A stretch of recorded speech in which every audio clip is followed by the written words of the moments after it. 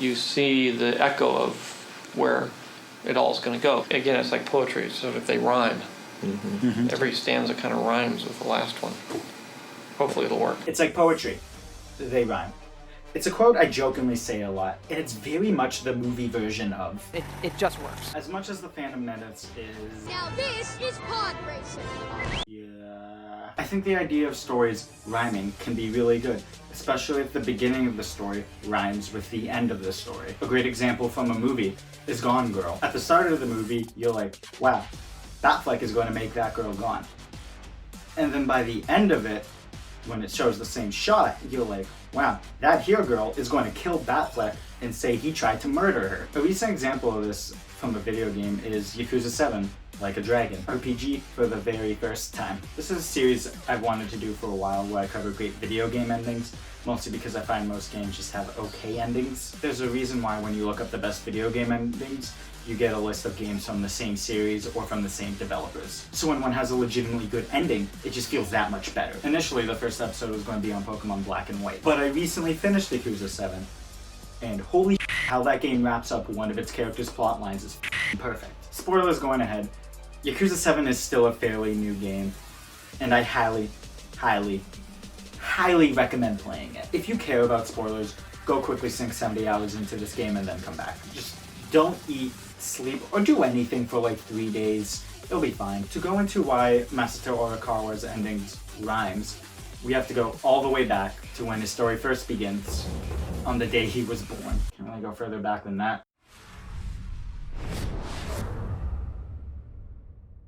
In the first chapter, it's revealed the reason the young master can't walk is because of a lung condition caused by extreme hypothermia on the day he was born. His father, Masumi, who's voiced by George Takei, is a high-ranking Yakuza and is being targeted by another clan. His mother, Akane, was being chased shortly after giving birth. In an effort to save the child, she hid it in a coin locker. Masumi ran to the station to get the baby. Despite the fact that they were looking for a woman with a child, she was found and killed. Luckily, the baby wasn't found by the Yakuza and was found by Arakawa, only because he heard the sounds of its cries. After punching the locker open, he takes the dying child and rushes into the hospital. For the large portion of the game, this is the truth of what happens on January 1st, 1977. Until one of its last chapters. Joe Swanson reveals another side of that story. He and his girlfriend were very poor, and one night they discovered she was pregnant. And quote, "By the time she told me she was pregnant with our child, it was too late for an abortion. All we could do was pray she'd have a miscarriage." This is the same game where this happens, by the way. What's the matter? Do you want your milk or maybe your toy? Are you feeling fussy? Susumu-chan, you won't play with me? What's wrong? Are you hungry?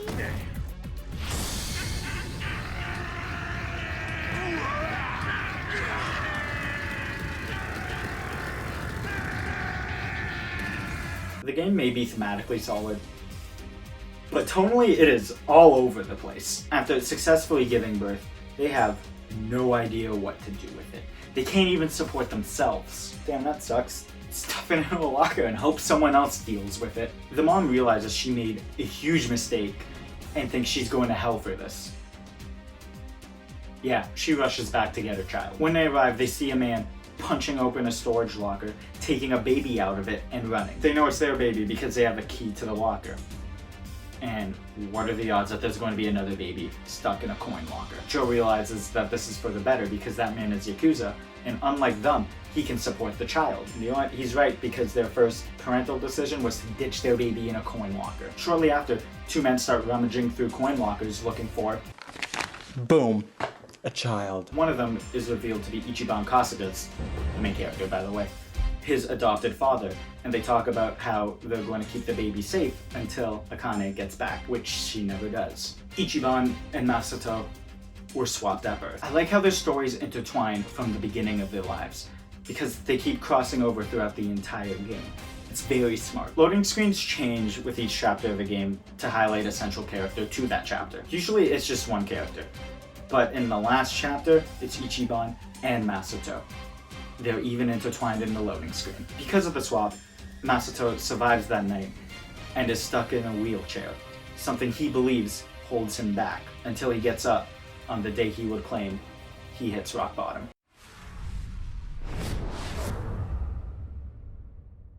You first meet the young master on New Year's 2001. He uses drugs to be able to stand up and walk, an action that feels way bigger after seeing this scene from later on in the game. Enough, Masato. Why me? Why am I the only one who can't walk? Everyone else can. It's not fair. On that night, he finds out his girl is with another guy, and she's just using him for money. He dips early because he knows he wouldn't pass a vibe check. While roaming the streets, he runs into a Yakuza from a rival clan, who asks him for a vibe check, and he knows he's not going to pass one right now, so he... yeah, rock bottom. This is what Masato believes is his rock bottom. After this night, he works towards gaining more power than the guy that took his girl and getting out of that wheelchair. But someone has to take the fall for the murder. His handler, Ichiban Kasuga, does, and these guys' paths keep crossing with each other. The murder is such a secret that when Arakawa asks Ichiban to take the fall for the murder, he tells him that Joe did it, not his son. It's pretty ironic that the man that takes the fall for Masato Arakawa's crime is the man who should have been Masato Arakawa. And he's even told that Masato's real father, who no one knows is his real father outside of him, is the one that committed the murder. Shortly after the murder, Masato Arakawa dies, and Ryo Aoki, the alias that he goes by after the time jump, is born. He goes to school in the US, gets surgery done so he's able to walk, and founds an organization dedicated to lowering crime rates in Japan, called Bleach Japan. Nice. It's like Blowjo. He goes into politics, takes down the Tojo clan, and works towards the governorship, all to have more power than that guy. It doesn't matter who he has to kill.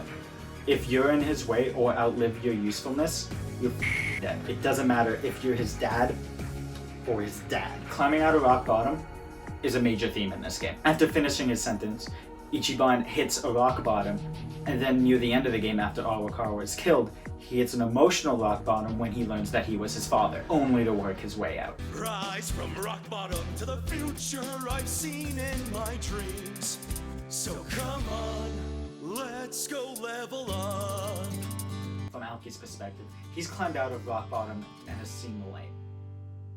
But he's only really working towards a lower point. Everything he thinks is helping his life is slowly ruining him, bringing him to.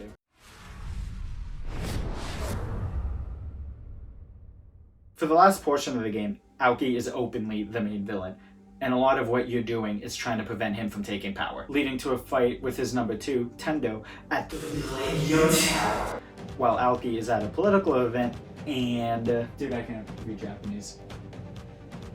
Does it say? What does it say? The buzz on social media is that Ryo Aoki isn't even your real name.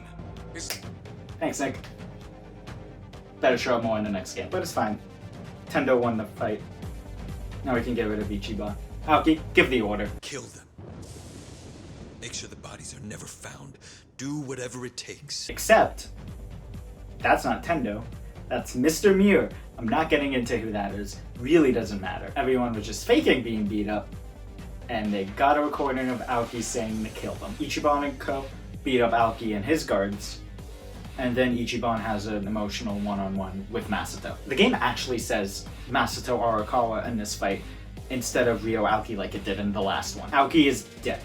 He's been outed, and everything he strived towards is falling apart. All thanks to his handler he was swapped at birth with, and who took the fall for him. God, I love the dynamic between these two. After the fight, Ichiban confronts the fact that Masato had the upbringing that he wished for, the upbringing he should have had, only for Masato to ruin his own life like he did. Then the cops show up and ruin the party. Ichi tries to convince him to start again, from the bottom, work his way up like he's already done, but do it cleanly this time. It's Ichiban's job, from his late father, to keep the young master on the right path and look after him. But right now, he is not hearing his words. At this point in the game, Ichiban can't lose another family member, let alone a lifelong friend. Protesting Ichiban acting so much like his father and going on about like family and dumb shit like that, Masato takes a cop hostage and dips. As he walks away from the tower, a video plays behind him. fully exposing him. His career is ruined. Stumbling around, he ends up at those fateful lockers. Ichiban shows up to talk to him. Masato goes on a rant about that girl from the beginning of the game and explains a lot of his motivation. These lockers. This is where it all began. Do you remember that woman named Yumino? Oh my. You're so sophisticated and intelligent for a man your age. Crazy, right? That damn woman. She was so scared of me. And she calls me a gentleman? What kind of bullshit is that? I swear you couldn't make this shit up. In the end, that's all it amounted to. The power I changed my name for, changed my body for.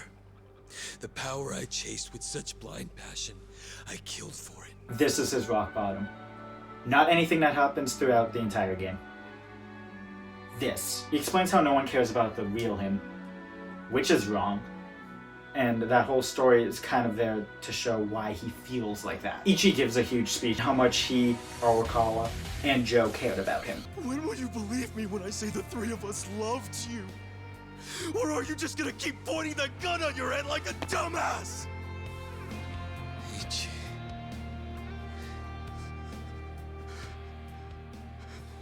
This may not be what you want to hear, but you know, I consider you my brother, man. That means something to me. Don't make me watch my brother die. Please. I can't do it. Masato. After trying to ignore Ichiban and push him away over the last 20 minutes, Masato finally hears his words. He places the gun in the locker he was found in, which is kind of dumb of him to do because it's a public coin locker, but I'll accept it because it's neat symbolism. He calls up his assistant or whatever and tells her that he's going to turn himself in. He's going to start again from the bottom, but the universe decides going to jail isn't a good enough punishment for his crimes. So he stabbed RKO style by a reoccurring BJ character, leaving Ichiban holding his dying foster brother in his arms after just reconciling. He picks up Masato and runs into the hospital. Roll credits. But there's still some story after the credits. It's more so there to show how much Ichiban cares for Arakawa and the young master. You know, do a little setup for Yakuza 8, wrap up some loose ends, and most importantly, to restate the theme one final time with Ichiban's last words. Once you're at rock bottom, the only place to go is up. There's no shame in being at the bottom. All that matters is how you decide to climb back out of the darkness. There's always a ray of hope up there. I was lucky to learn that from you, young master. The reason why I think this game's ending is perfect is because of how Masato's story mirrors the beginning of his life with the end of his life. And I'm only saying this so intensely because I kept botching that line. And how it shows Ichiban that no matter how far someone falls, they can always see the light coming from the top. When it cut to credits, I said to myself, that's a good ending. Masato dies by the coin lockers that started it all. The place that gave him extreme hypothermia, that put him in a wheelchair, which led to his perceived rock bottom, that motivated him to do all the evil that he does. And he leaves this world exactly how he came into it. Being carried from those coin lockers to a hospital in the arms of an Arakawa. It's like poetry. They rhyme.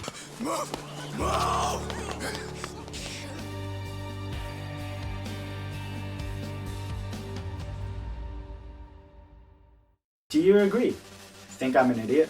Comment down below and subscribe for more bad content. Dislike the video if you think my Ichiban cosplay is super lazy and I'm wearing way too much red. Take care, guys.